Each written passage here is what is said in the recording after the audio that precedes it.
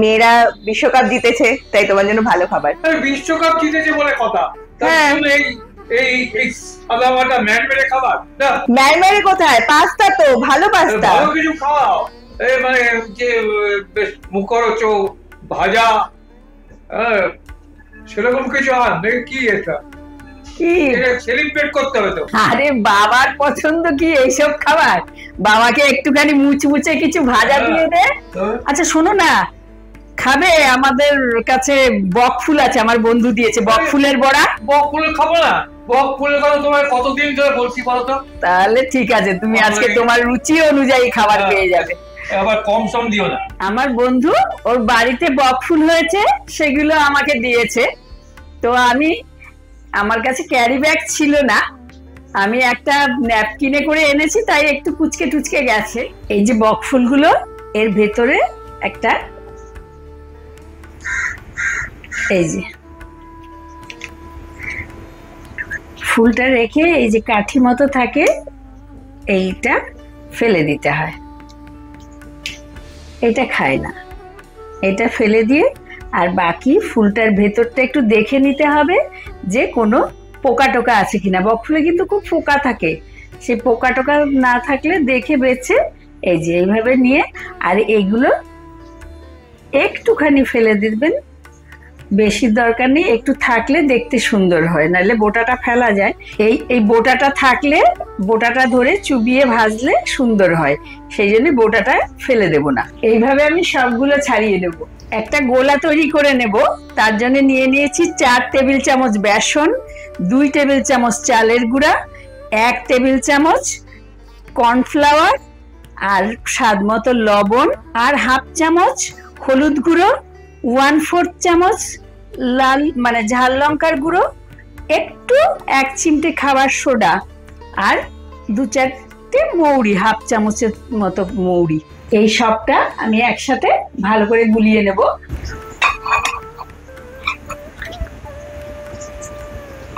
সবগুলো একসঙ্গে ঢেলে নিলাম, আগে মিশিয়ে নিচ্ছি একটু, এবার জল দেব।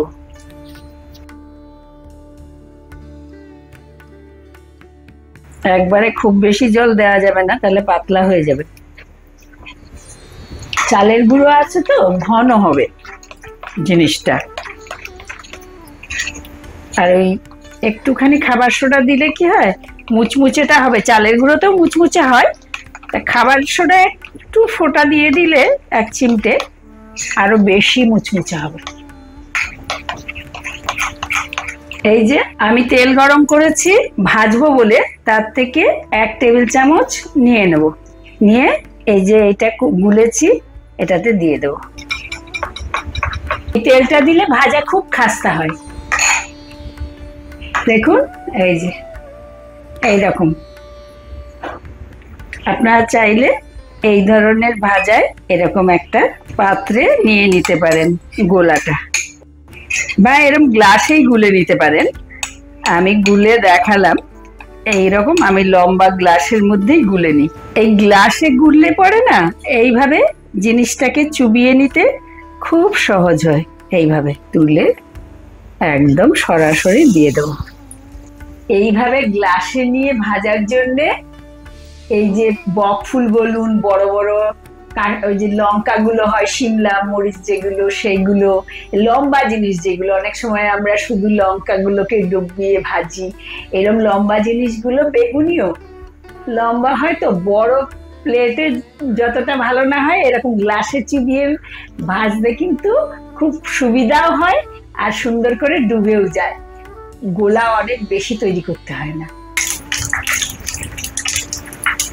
ব্যাস ছেঁকে তুলে নেব।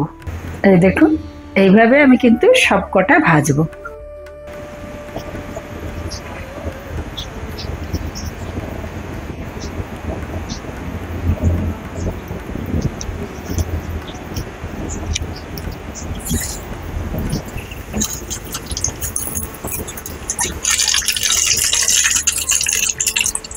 এই যে এতগুলো বানিয়েছি, এবার আশা করি মন উঠবে।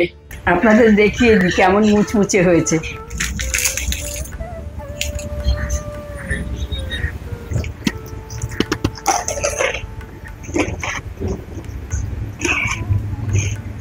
এত মুচমুচে হয়েছে না, উড় করছে।